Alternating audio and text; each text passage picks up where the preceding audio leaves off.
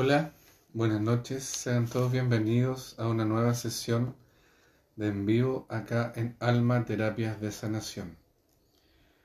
Este día sábado, 6 de noviembre, un día de primavera, hablaremos de algo común, a veces general, pero que trataremos de profundizar hoy en día para poder entenderlo, mirarlo y ver cómo esto nos puede afectar en nuestra vida.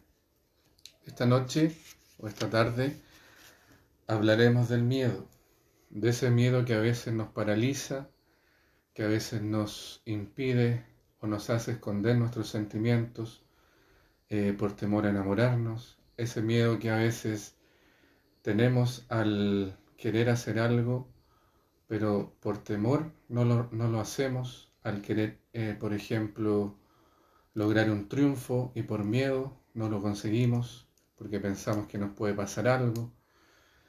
Ese miedo que a veces no nos deja respirar nuestra mente. Hay una frase que dice Alejandro Jodorowsky y que dice que tu miedo termina cuando tu mente se da cuenta que es ella la que crea ese miedo. Y para esto, en esta ocasión nos acompaña Natalie, nuestra psicóloga, terapeuta floral y terapeuta de vida pasada, que nos va a contar y conversar un poco de qué se trata esto. ¿Tiene relación con nuestra mente? ¿Qué es el miedo, Natalie? Hola Felipe, hola.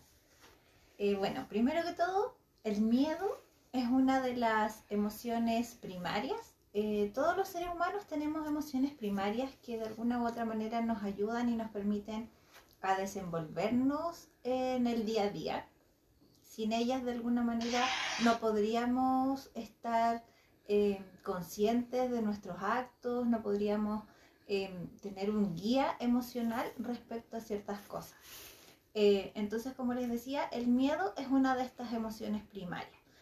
Otra de las emociones primarias, por ejemplo, es el asco, que nos permite también un poco como mantenernos distantes de ciertas cosas, la alegría, la rabia o el enojo. Entonces, si nos paramos desde ese escenario, yo podría decirte que el miedo obviamente es una emoción que de alguna manera cuando se vive de manera recurrente o más permanente se puede transformar en un sentimiento.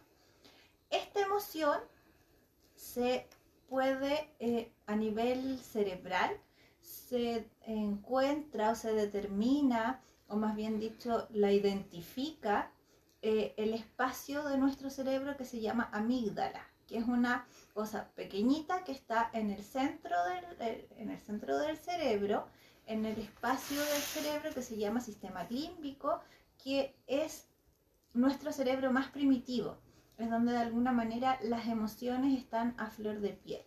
Este sistema límbico y la amígdala particularmente se activa cuando hay algún evento que de cierta forma nos muestra que podría resultar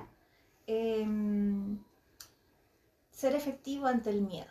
¿A qué me refiero con esto? Algún estímulo que podría decirnos corremos peligro, entonces se activa la amígdala y nos mantiene un poco distante o no de esa situación o de ese estímulo. El miedo específicamente se activa a través de la mente, muy bien como tú decías al inicio, pero puede ocurrir, por situaciones presentes que estén pasando en el momento inmediato, pueden ser situaciones pasadas que han quedado en nuestro inconsciente o en nuestro recuerdo, o de pronto también podría resultar ser que son miedos futuros de cosas que podrían llegar a pasar. Entonces, si tú me preguntas qué lo causa, son muchas razones que podrían llegar a causarlo. Pueden ser, como te explicaba, situaciones presentes, situaciones pasadas, situaciones que podrían suceder. Entonces ahí a veces el miedo cambia de nombre. Le podríamos poner, por ejemplo, como ansiedad, un miedo funcional o un miedo disfuncional. todo eso va a depender, digamos, de cómo enfocamos la respuesta que le damos al miedo. Esta respuesta, como les decía recién, varía en que si es un miedo funcional o un miedo disfuncional. Los miedos funcionales, cuando hablo de ello, me refiero de alguna forma a que son miedos que nos permiten cuidarnos y prevenir algún evento, comillas, negativo o peligroso. Por ejemplo, este miedo funcional es el que a nosotros los seres humanos nos impide caminar al borde de un abismo, por ejemplo, o nos impide caminar en la noche por la mitad de la carretera, por ejemplo. Porque de alguna manera sabemos que esas situaciones de riesgo podrían resultar ser peligrosas, y este miedo que nos genera este estímulo hace que nosotros lo evitemos. Entonces lo llamamos miedo funcional, porque funciona y nos permite desenvolvernos de una manera más adecuada y resguardarnos. Permíteme preguntarte, tú dijiste que el miedo funcional tiene que ver con más que nada una reacción como natural, como de nuestro cerebro primitivo, como es. por lo que hemos pasado durante mucho tiempo de evolución, y que de esa manera hemos podido aprender ciertas cosas, que no debemos comer esto, no debemos irnos por este camino. Pero yo creo que, sin embargo, el miedo también nos puede encuadrar en un sistema como este, por ejemplo, Claro. que te dice, por ejemplo, tú naciste, tú tienes que ir a este colegio, tú tienes que tener eso que la sociedad te pide que tengas para el resto, y al final no te dejas ser tú mismo, porque por el miedo de no querer hacer o salir de esa jaula que te pone tus padres, la sociedad, todos, dejas de hacer las cosas por miedo. Las cosas que realmente te puedan hacer florecer, las dejas de hacer por miedo. Ya, mira, justamente para allá iba también a hablar un poquito del miedo disfuncional, que tiene mucho que ver con lo que tú me estás comentando. El miedo disfuncional es el que transgrede la línea, que de alguna manera ya no es aquel miedo que yo les comentaba recién, que de alguna manera nos permite resguardarnos y protegernos de estos eventos. El miedo disfuncional mucho tiene que ver con estas cosas que tú me decías, que nos sentimos encerrados de alguna forma en ciertas instancias, en ocasiones, con ciertos estímulos, pero también tiene que ver con aquellas reacciones que de cierta forma son exageradas frente a ciertos estímulos, que sean reales o no reales. ¿A qué me refiero? ¿Qué pasaría si yo tuve un accidente de vehículos en mi infancia? Un miedo funcional me diría, ser cuidadosa para manejar, si es que manejas, si no manejas, bueno, estar atenta con el piloto, etcétera, etcétera. Entonces, de cierta manera, lo hago funcional, lo incorporo a mi día a día. Entonces, lo hago parte de mi rutina, lo hago parte de todo, digamos, lo que me toca hacer. Un miedo disfuncional, ocupando el mismo ejemplo, lo que haría sería impedirme subirme a un vehículo. Que yo no toleraría de pronto, por ejemplo, entrar a un auto, lograr hacer todo el recorrido que significa cambiar de un lugar a otro. Entonces eso empieza a afectar mi vida mucho más allá de lo cotidiano. Es algo que voy a evitar a toda costa. Por ende, este miedo puede traer muchas otras cosas de su mano. Crisis de pánico, que lo hablamos hace un tiempo atrás, fobias asociadas también a la muchedumbre de gente, ciertos insectos, algunos animales, etcétera, etcétera. Pero también nos puede ir coartando de realizar ciertas acciones por miedo a la reacción de un otro, por miedo a lo que podría ocurrirme, que es un miedo irreal de alguna manera, que es algo que todavía no pasa. Por eso es que cuando tú me dices, estamos metidos en esta sociedad que de alguna forma nos encasilla en que tú debes ser una cosa, en que tú debes ser otra. El miedo es uno de los principales factores por qué la gente no avanza en ciertas conductas. Cuando uno ve a un niño pequeño y tú le preguntas qué quiere ser de grande, los niños son súper honestos y te dicen un millón de cosas. Por ejemplo, no sé, quiero barrer la calle, quiero ser costurera, quiero ser manicurista, quiero estar en la NASA. Tienen distintos sueños. ¿Y por qué muchas veces nuestros niños no logran cumplir esos sueños? No porque no tengan las habilidades, no porque de pronto tampoco tengan la capacidad de que el sistema educativo que los guió en el proceso no les diera las herramientas, sino que muchas veces tiene que ver con las herencias sociales que te dice, oye, pero ¿cómo vas a hacer, sin desmerecer por supuesto ninguna de las cosas que mencioné, pero ¿cómo vas a hacer tal o cual cosa? Tú debes ser, no sé, estudiar una carrera mucho más tradicional, igual que toda la familia. Entonces nos va un poco coartando y nos va cortando las alas y nos va poniendo en este cuadrado como de alguna forma en los cómics de Mafalda. Aparecía Mafalda con un círculo, un niño con una estrella en el colegio y de pronto el profesor venía y los cortaba a todos y les ponía el cuadrado porque era lo que enseñaba el colegio. Es un poco eso lo que pasa también con el miedo, que por miedo también la sociedad, porque no creo que tenga una intención negativa del todo, por miedo la sociedad de alguna forma te dice qué es lo que debes o no debes hacer. Bueno, quizás más adelante podemos hablar ahí de las herencias de los miedos también. ¿Será que estamos tan acostumbrados a lo racional, a vivir de manera racional como nos han inculcado desde siempre, que tenemos también miedo a la locura? Ese miedo a la locura de poder ser diferentes, o no sé si diferentes, pero de hacer las cosas que nosotros queremos hacer. Nuestro verdadero yo, no el que la sociedad o la familia espera de ti. ¿Será que nuestra costumbre o cultura de lo racional nos impide ser locos en el buen sentido? De alguna forma, claro, por supuesto, el miedo está, como te decía al inicio, es de las emociones primarias, entonces es de las cosas que más habitualmente sentimos. Yo siempre digo y le comento a mis consultantes, yo soy de la idea, como varios otros autores, digamos, de la psicología, que no hay emociones negativas. La sociedad de alguna manera le da cierta connotación a una emoción o a otra de acuerdo a lo que nos hace sentir, porque el miedo nos pone incómodos, nos hace sentir desagradados con una situación o con un evento o con un estímulo.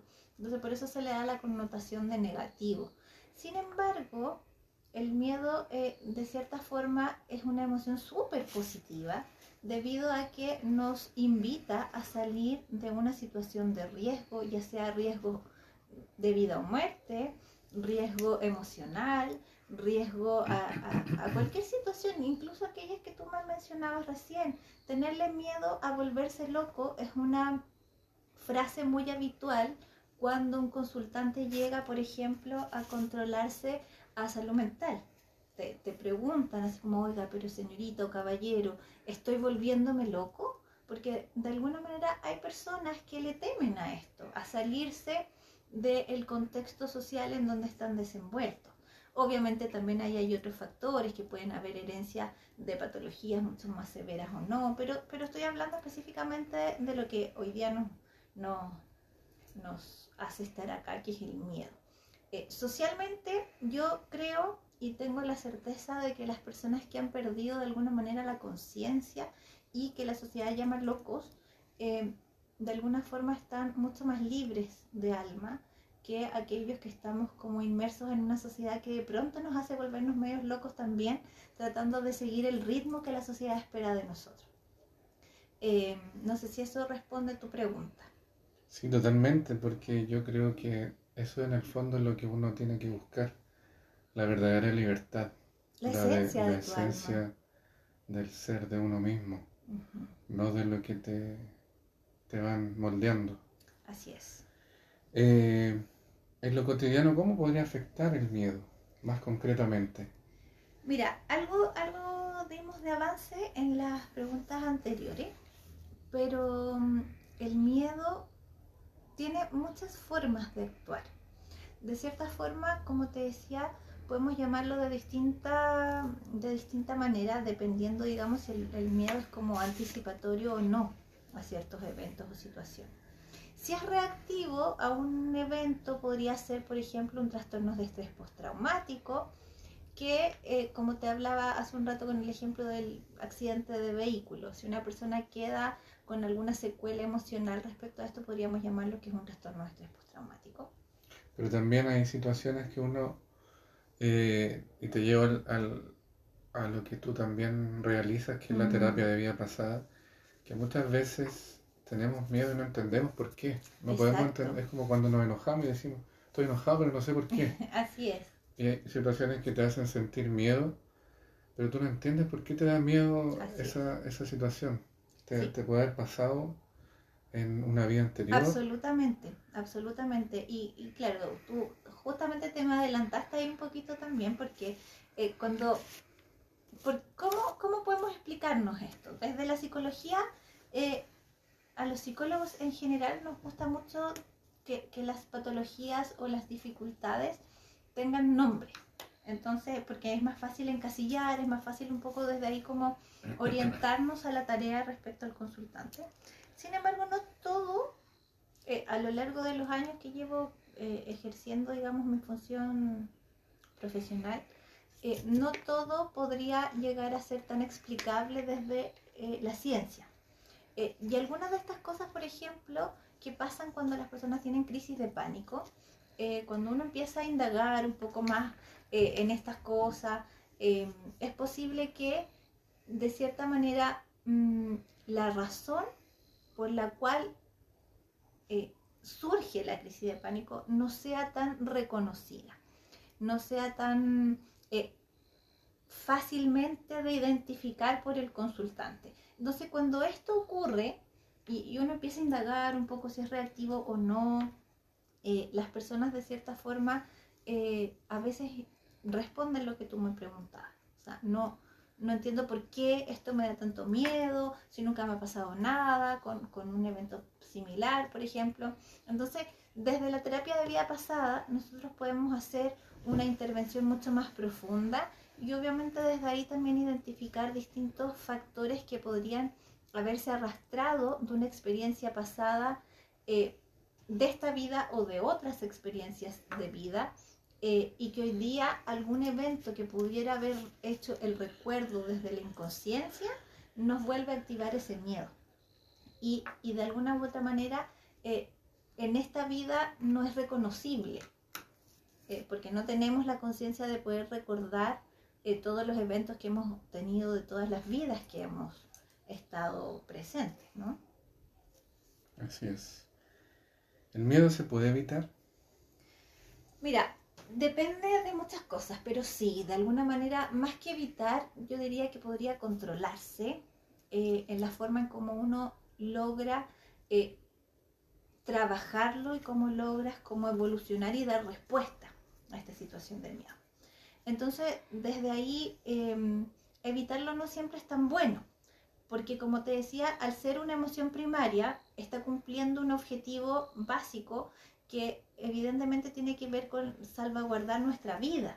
Ese es el objetivo principal del miedo. Entonces, exactamente. Entonces, si lo evitamos o de alguna manera intentamos como coartarlo o sacamos, por ejemplo, no sé, por la amígdala del cerebro, vamos a dejar de sentir miedo. Entonces vamos a tener una conducta mucho más temeraria, vamos a empezar a hacer cosas que evidentemente nos van a poner en riesgo. Entonces, ¿se puede evitar? Yo te diría sí, pero no sé qué tan positivo sea, en el sentido de que si juega a favor o no de nosotros que no exista ni una cuota de miedo. Pero ese es el miedo funcional. Exacto. Pero en el otro caso. Es que en el otro caso no sé si evitar es la palabra, por eso te decía, yo creo que es importante hacer psicoterapia y reeducar respecto a las respuestas que uno le da al miedo. Más que evitar, es como nosotros incorporamos ese miedo y cómo desde lo cerebral, desde las respuestas cognitivas, podemos identificar cuál es la frase, cuál es el pensamiento que está de alguna forma más irracional respecto a ese miedo y cómo lo podemos modificar para que nuestro actuar, digo, sea mucho más efectivo y más pertinente como respuesta que, por ejemplo, una fobia a una araña, que es algo tan común. Así como dices tú, yo creo que evitar, habría que cambiar la palabra y yo creo que debería ser liberar. Porque si liberamos la mente del miedo que nos impide, por ejemplo, realizar nuestros proyectos, es distinto al miedo funcional. Claro. Por lo tanto, en ese aspecto, yo creo que es importante poder liberarse de ese miedo y poder trabajarlo, como decías tú, de la manera que uno estime conveniente. Terapia, médico, Así es. no sé. Cada uno tiene su forma más cómoda de sentirse. Exactamente. Como bien dices tú, la liberación es un camino larguísimo, porque de cierta forma, primero, el primer paso, digamos, que hay que dar para liberar los miedos es reconocer qué es lo que te da miedo. Y si no reconocemos aquello que nos da miedo, es difícil poder determinar cuáles son las pautas de conductas que tenemos que modificar para avanzar en ciertos aspectos de la vida. Entonces, si de esa forma o desde ese punto de vista no logramos conocernos, es súper complejo iniciar, por ejemplo, un proceso terapéutico, ya dígase terapéutico bajo cualquier línea terapéutica, para poder sanar. Es súper común ir a pedir ayuda y de pronto cuando te ofrecen la ayuda como en bandeja, como se dice coloquialmente, a veces no nos cuesta tanto tomarla o recibirla porque no estamos del todo preparados para sanar ciertos miedos o no siempre es el momento adecuado para sanar ciertos miedos. Entonces, primero creo que es importante para cualquier terapia, o sea, hoy día estamos hablando del miedo, pero para cualquier terapia es importante primero hacer un trabajo de autoconocimiento, de poder identificar cuáles son mis emociones, a qué le llamo miedo, a qué le llamo frustración, por ejemplo, a qué le llamo decepción, a qué le llamo, no sé, vacío, porque hay muchas personas que, escapándome un poquito del tema, que de pronto cuando uno les pregunta qué sienten, te responden con, no sé, me da lata. Y la lata puede ser rabia, la lata puede ser miedo, la lata puede ser decepción, la lata puede ser desesperanza y así suma y sigue. Entonces, ese primero, yo creo que es el primer paso para poder iniciar un proceso de sanación. Y obviamente de esa forma, cuando nos aprendemos a conocer, aprendemos a identificar cuáles son los estímulos que nos generan miedo, terror, miedo funcional o no tan funcional. Y desde ahí obviamente podemos buscar elementos terapéuticos que puedan ayudarnos o nos hagan sentir más cómodos para poder sanar y liberar, como dices tú. Así estoy de acuerdo con que lo primordial es el autoconocimiento.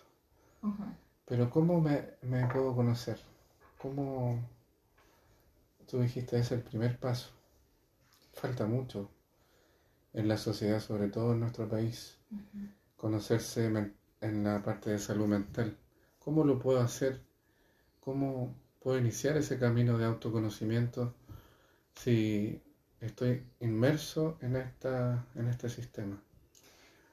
Mira, el proceso de autoconocimiento es un camino que yo creo que no termina nunca. Es un proceso que inicia cuando uno da el primer paso, aunque suene bien como de perogrullo, un poco, no sé, como... Es difícil como identificarlo, pero para poder autoconocerse principalmente hay que volver a mirarse. ¿Y por qué digo volver? Porque de alguna forma cuando niños nos mirábamos mucho más uno se daba cuenta cuando había pena o no, porque explotabas en llanto, por ejemplo. Si, no sé, no te llegaba el regalo en Navidad, te daba, no sé, te frustrabas. Entonces, tus emociones afloraban.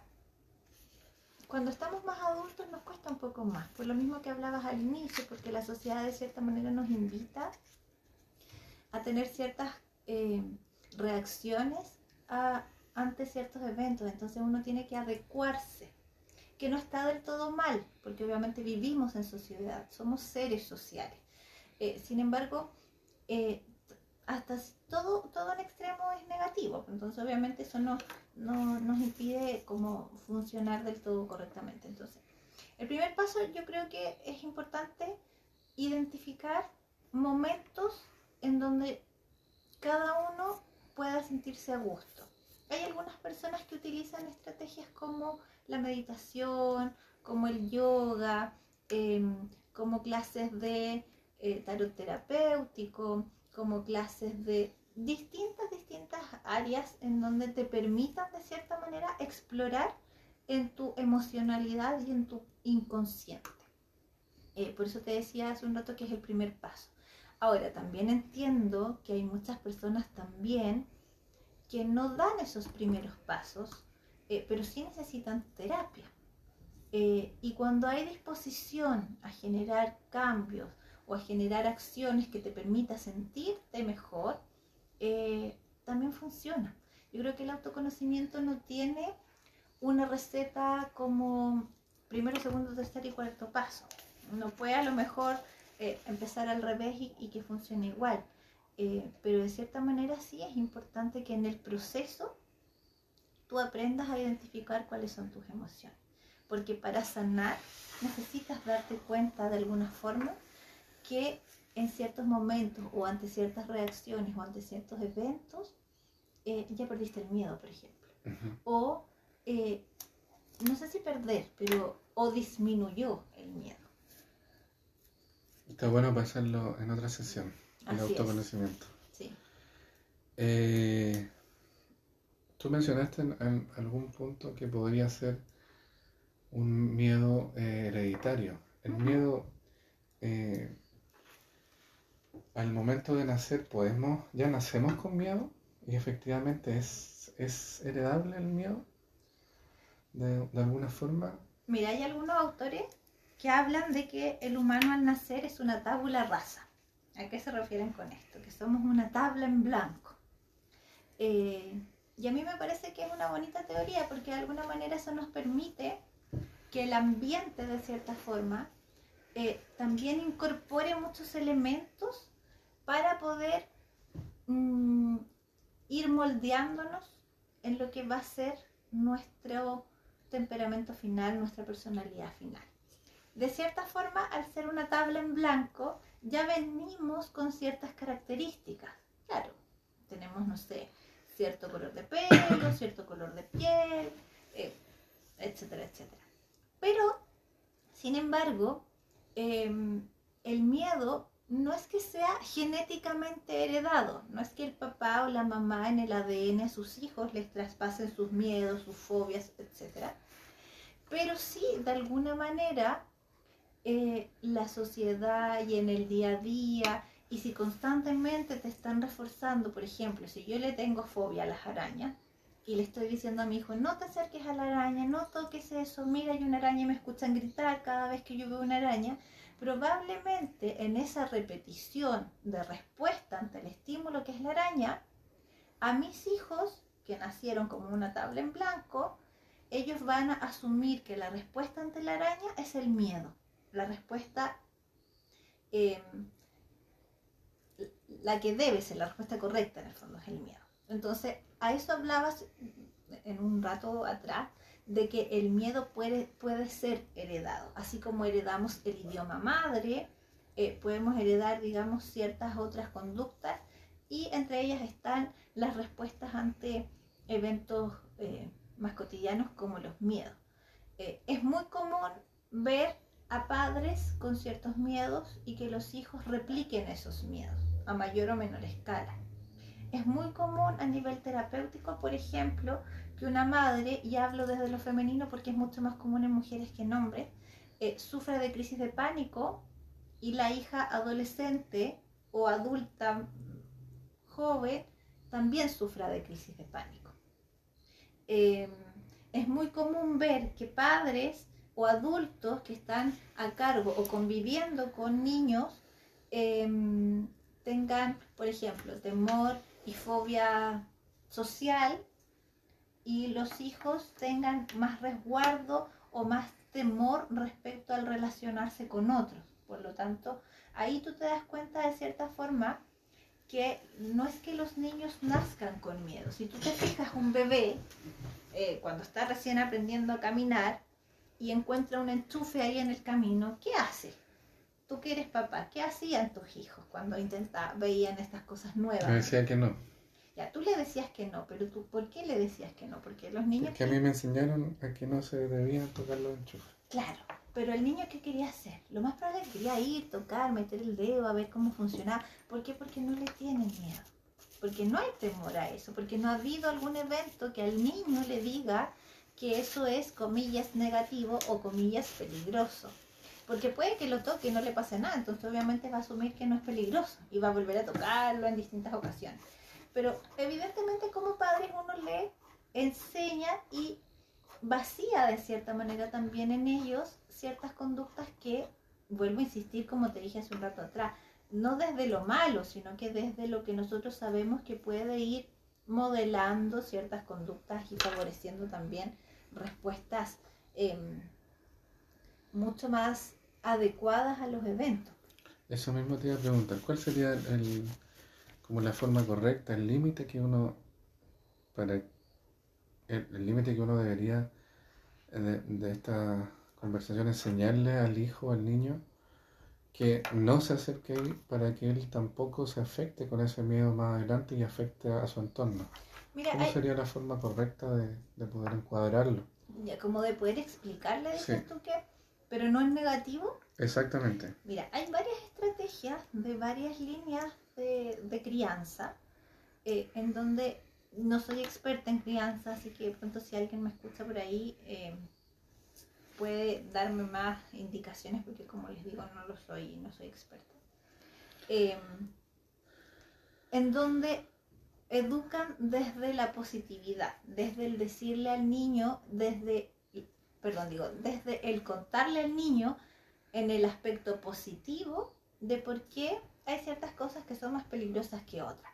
Es común que uno como padre ve a sus hijos en riesgo y uno lo primero que dice es no hagas esto, no toques esto, y generalmente con una voz un poco más aguda o un poco más grave, dependiendo, digamos, tu tono de voz, pero al menos un poco más potente, por decirlo de alguna forma. Si yo explico a un niño de 2 años lo que significa la corriente eléctrica, el traspaso de la energía para allá y para acá, lo que puede generar, el niño de 2 años no me va a entender nada. Y probablemente va a ser que yo estoy hablando en japonés para él, si no es su lengua madre. Entonces, ¿qué puedo decirle yo? Ir, mostrarle, quizás poner su mano alrededor del enchufe y explicarle que debe jugar en otro lugar. No le estoy diciendo no debes tocarlo, sino que quizás sí mostrarle que el estímulo va a seguir ahí y mostrarle, indicarle y decirle este es el lugar para jugar y tenerle un espacio adecuado con sus juguetes, con ciertas cosas en donde él pueda o ella pueda desenvolverse. ¿Qué nos queda como tarea a los papás? Por ejemplo, proteger estos espacios. Entonces, así de cierta manera evitamos estar constantemente diciendo no y traspasando un poco nuestros miedos también. Porque de cierta forma también tenemos que permitir que ellos vayan adquiriendo ciertas herramientas desde sus propias experiencias. Es como lo que pasa, por ejemplo, cuando un niño se cae y uno dice, oh no, se cayó. Claro. Y de repente se cae el niño y tú no dices nada y el niño se para. No llora, no grita. Exactamente. Porque no le dio miedo. Porque lo que da miedo finalmente, claro, puede ser el dolor que genera algo. O sea, ahí nos vamos a un punto que trasciende más allá de los niños y trasciende también a cómo nos pueden manipular de cierta forma con el miedo. Porque si el niño, al no expresarle o inferirle o entregarle algún grito o una exclamación que le genere miedo, el niño no va a reaccionar con miedo. Exacto. Pero si hago lo contrario, sí. Es que eso hablaba Por lo tanto, al inicio. Esto nos hace también pensar en cómo nos está afectando, a ver, ¿cómo decirlo? La gente que nos puede estar gobernando, por decirlo así, en cualquier momento, sea este año, futuro, pasado, que puedan también generar este grito o exclamación que a nosotros como sociedad nos produzca miedo. No solamente gobernando, puede ser en el colegio, puede ser en la universidad, Quienes tengan en el cierto trabajo, poder, exactamente. Así es, por eso al comienzo, cuando partimos, yo te comentaba que el miedo es una emoción primaria, que de alguna manera está presente a lo largo de todos los hitos de nuestra vida. Entonces, cualquier situación que pueda ir generando esta respuesta, que evoque esta respuesta primaria de algún evento que ocurrió en la infancia o en el pasado, dígase pasado inmediato o pasado de vidas anteriores o de experiencias, por ejemplo, inclusive intrauterina, pueden reactivar la respuesta del miedo. Entonces, cualquier evento va a hacernos de manera inconsciente volver a activar esta reacción que puede ser, como te decía también, funcional o disfuncional ante el evento mismo. Y claro, eso se puede traspasar, digamos, a cualquier otra instancia. Yo he hablado más que todo, digamos, de las fobias, de lo más cotidiano, a lo que llegamos, digamos, en salud mental. Pero desde lo sociológico podemos interpelar ahí al miedo en cualquier instancia y en cualquier situación más social, porque de alguna manera es un gran medio para, no sé si manipular, pero sí como para controlar ciertos aspectos, entendiendo que el miedo es tan básico, pues tan primitivo. Y en tu experiencia, en todos los años que llevas atendiendo en salud pública, que es como más otro tipo de realidades, más crudas a veces, sin desmerecer lo otro, pero ¿es un factor primordial o principal en tus diagnósticos o en alguna prescripción el miedo? Bueno, el miedo ¿Es como la base de algo más? ¿A qué te refieres? Como que si eso... Gatillas, como por ejemplo se dice que la marihuana es la droga de entrada a las drogas duras. El miedo se podría ver de esa forma con las enfermedades de salud mental. Puede afectar de tal manera que me lleve a un nivel alto de problemas mentales, salud mental. Mira, efectivamente el miedo de alguna manera acompaña muy importantemente, por decirlo así, a todas las crisis de pánico. Por lo tanto, es un factor primordial que se evalúa en la funcionalidad, un poco abusando de esa palabra hoy día, pero a la funcionalidad de que puede mantener o no la persona que está con crisis de pánico. Entonces, cuando uno evalúa este miedo y cómo la persona reacciona ante ello, podemos ir observando qué tan severo es o no su trastorno o su crisis de pánico. Entonces, de ahí también radica la importancia de qué tipo de tratamiento para darle continuidad o no a aquello que está ocurriendo. Tú mencionabas en las preguntas anteriores que podríamos de alguna forma no evitarlo, pero sí poder incorporarlo, el miedo. ¿El miedo nos puede, entonces, si lo incorporamos, nos puede favorecer en alguna acción o solamente nos va a perjudicar? No, de todas maneras nos puede favorecer. ¿En qué casos, por ejemplo? Como te decía al inicio, yo creo que en los miedos funcionales está absolutamente aquellas cosas que pueden resultar ser favorables. desde la mirada en donde también entendemos a la emocionalidad como positiva en todos los casos. Ujú. El miedo algo nos quiere mostrar. El miedo tiene tanto reacciones emocionales, psicológicas y reacciones fisiológicas también. ¿Qué le pasa al cuerpo humano cuando tiene miedo? Desde la emoción nos pone alerta, desde la sensibilidad, digamos, uno abre los ojos, las pupilas se dilatan para recibir más luz, por ejemplo, si estamos de noche, la irrigación sanguínea llega más hacia las extremidades inferiores porque estamos más alerta en caso de necesitar escapar de la situación.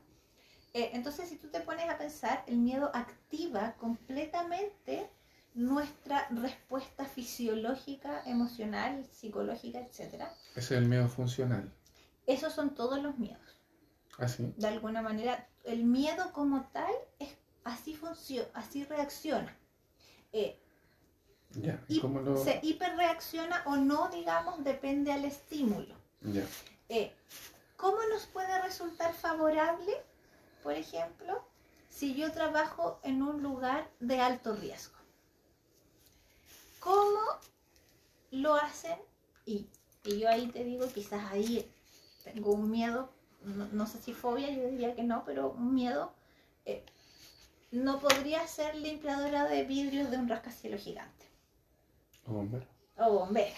No podría. ¿Por qué? Porque evidentemente cuando uno está en estos trabajos de riesgo, ponemos al límite nuestra respuesta. Y una respuesta funcional y favorable del miedo es que nos va a mantener hiper alerta mientras estemos realizando esta tarea. ¿Me entiendes? Entonces, en ese caso, el miedo es favorable. ¿En qué otro caso, mucho más significativo y mucho más común, es favorable? Cuando, por ejemplo, vamos caminando y de pronto aparece un animal que podría resultar ser peligroso para nosotros. Estamos en alerta, intentamos actuar, responder de una manera fisiológica al escape y probablemente, y si es necesario, vamos a escapar de esa situación de riesgo. En ese momento el miedo también es favorable, porque probablemente nos, comillas, salvó de ese riesgo, nos hizo escapar, nos hizo mantenernos al límite de una respuesta quizás un poco más temeraria, que podría haber sido enfrentarte. Podría poner en riesgo nuestra vida. Exacto. Pero hay casos también en que el miedo paraliza. De todas maneras, esa también es una respuesta muy común ante el miedo.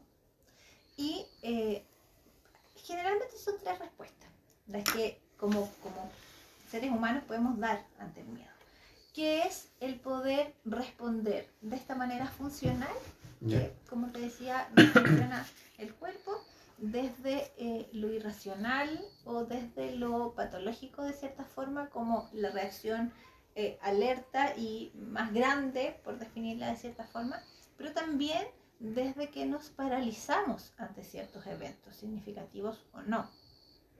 Hay muchas personas que le temen, por ejemplo, vuelvo a insistir, a las arañas, una fobia muy común, entonces, que ven una araña y no logran siquiera poder sacar la voz. Se paralizan completamente ante el evento que genera temor, pánico inclusive. Claro, por ejemplo, las personas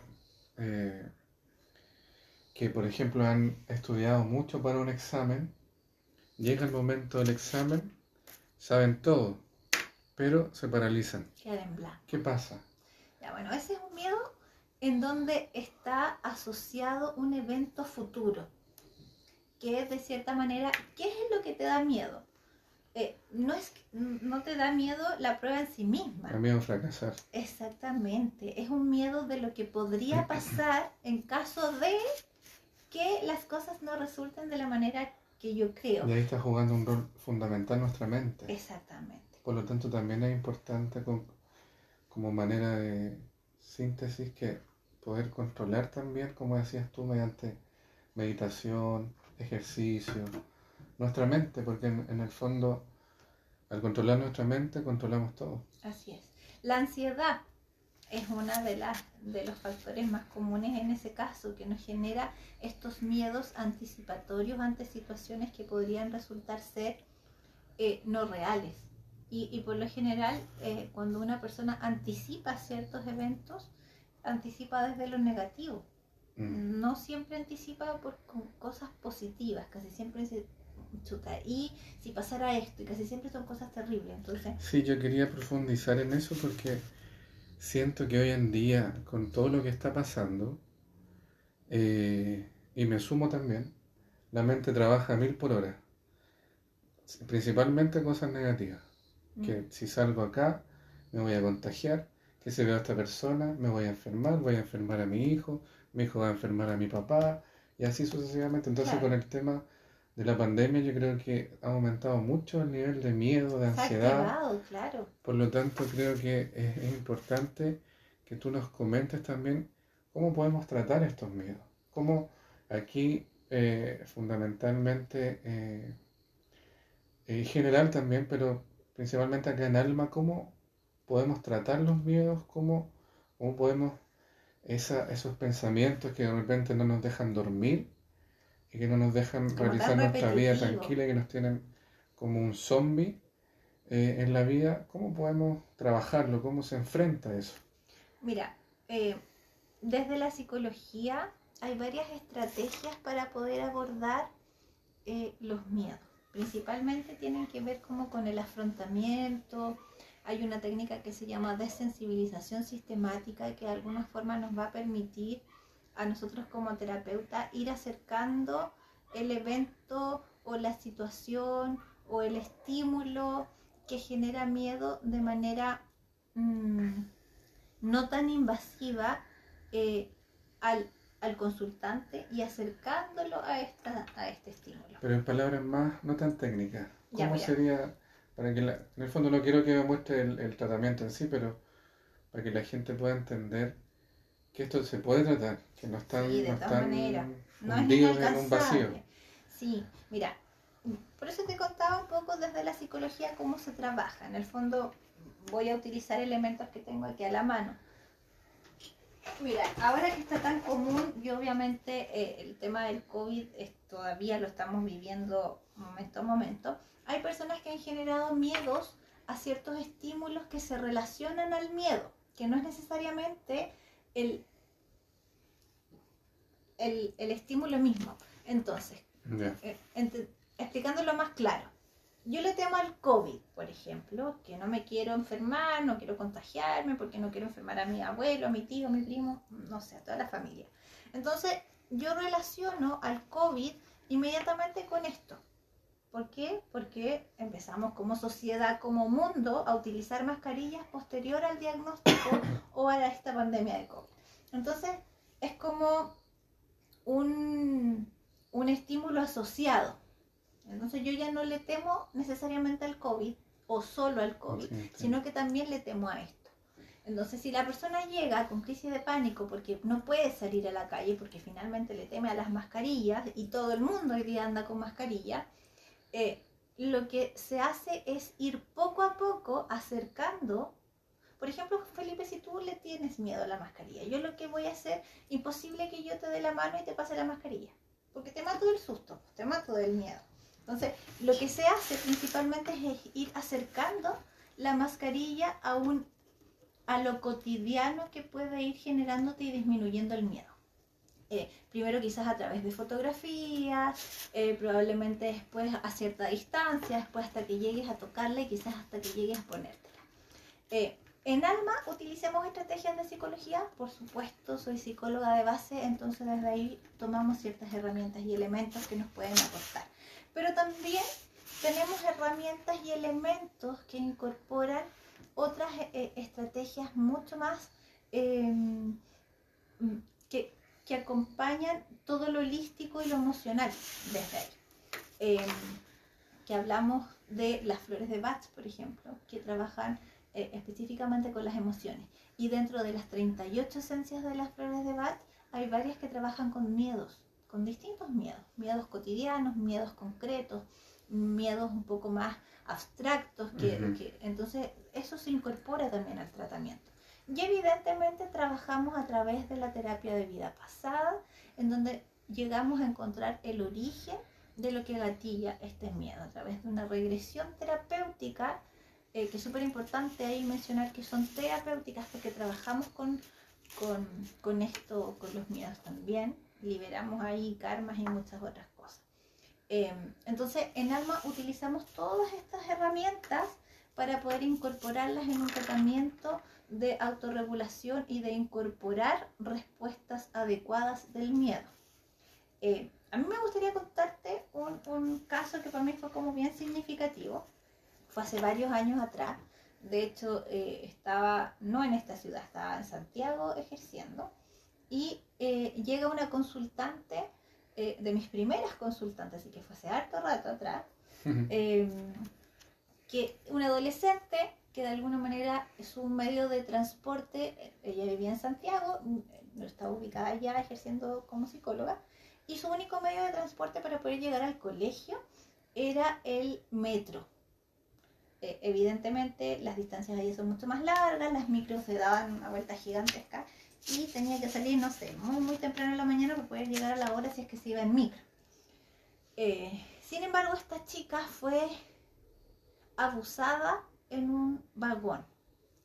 Sufrió algún tipo de abuso, no recuerdo específicamente tal cual, pero se sintió muy pasada a llevar en esta situación y por tanto ella empezó a desencadenar un miedo, una fobia a subirse al metro. No había caso, ella no lograba siquiera entrar a una estación de metro.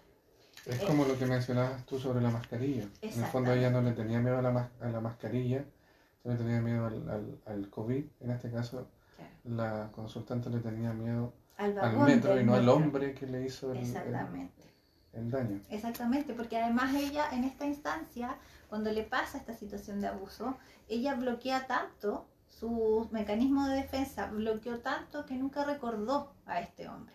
Entonces ella asoció el evento doloroso, el evento traumático a el lugar donde ocurre esta situación, porque además tampoco posterior al evento tuvo apoyo. Entonces ella tuvo que salir sola. Además que en ese tiempo el tema de abuso sexual no era un tema tan en boga como ahora. Exactamente. Entonces, con ella se trabajó con esta técnica que yo les comento de desensibilización sistemática. Entonces, poco a poco fuimos incorporando elementos que pudiesen relacionarse con el metro. Primero, fotografías de las estaciones de metro, luego de los vagones del metro, en donde al principio no toleraba ni siquiera la fotografía. Y bueno, poco a poco nos conseguimos un vagoncito de metro de juguete para poder llevarlo a la consulta. Fue una experiencia súper linda porque debo contarles que la última sesión que tuvimos, que fue su sesión de alta, la tuvimos en un vagón de metro en Santiago. En donde esta chica logra volver a entrar, no solo a la estación, porque ya habíamos hecho el intento de entrar a la estación y todo, pero ella entra a la estación de metro, no lograba bajar la escalera, y como les digo, la última sesión logramos hacerla y hacer el recorrido completo desde la estación de su casa hasta la estación del colegio y viceversa. Para mí fue un caso muy significativo porque de alguna manera pude con ella en conjunto poder elaborar una nueva respuesta a nivel cognitivo de lo que generaba miedo. Esto es lo que se hace con los consultantes. Si bien esto es un ejemplo que yo les comento y que de cierta manera a mí como terapeuta me sirvió mucho y espero que a la consultante también en ese momento fue bien significativo, pero eso es lo que se busca incorporar, tratar de que la persona ya no le tema la mascarilla, que pueda ver que es un elemento funcional para lo cotidiano. Claro, y que trasciende mucho más. Exactamente, entonces trabajar el miedo, trabajar en el empoderamiento, en lo que significa. Es importante lo que tú mencionaste, de que buscaste una respuesta en conjunto con ella, porque mucha gente puede pensar que el médico, el psicólogo, cualquier terapeuta le tiene que dar una solución, y siempre la solución está en uno mismo. Exactamente. Por eso es tan importante lo que mencionábamos anteriormente del autoconocimiento, porque si nos conocemos muy bien vamos a poder lograr ser nuestro propio maestro. Justamente. Esa es la Así idea. que no le tengan miedo al psicólogo, a que los llamen locos. Normalicemos el psicólogo. Sí, hay que normalizar. No tengamos miedo a lo que ya podría generar una costumbre en nuestra sociedad. Uh-huh. Así que muchas gracias, Natalie. Te doy el espacio para que dejes invitar a la gente a que pueda conectarse, ¿no? Nosotros en Alma habíamos estado haciendo muchas cosas, logrando armar ciertas cosas para también poder trabajar con nuestras terapias, por eso que hemos estado un poco desligados de los envíos, pero hemos tratado de estar aquí. Así que Nati los va a dejar invitados también. Bueno, agradecerles principalmente la compañía de hoy. Siempre son temas que para nosotros son bien relevantes abordar porque son muy comunes en los espacios terapéuticos. Es importante también para nosotros dar a conocer qué es lo que hacemos, cómo trabajamos en Alma. Principalmente, como bien decía Felipe, hemos estado un poco irregular, por decirlo así, con los espacios en vivo, pero nos comprometemos y estamos dispuestos a volver a retomarlos tanto como lo estábamos haciendo hace unas semanas atrás.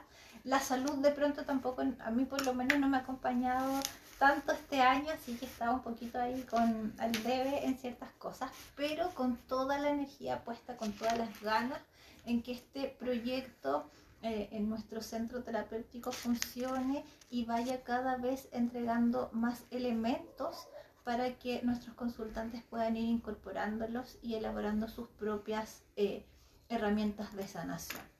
Es por eso que desde ahí los dejamos invitados para la próxima semana. Tenemos un en vivo bien interesante, así que vamos a estar avisando durante la semana de qué se tratará. Y bueno, los dejamos invitados a estos espacios en vivo, a que ustedes nos hagan sus preguntas en cualquiera de nuestras redes sociales. Vamos a estar atentos a resolverlas y a contestarles. Muchas gracias por acompañarnos esta tarde. Así es. Buenas noches. Gracias a todos.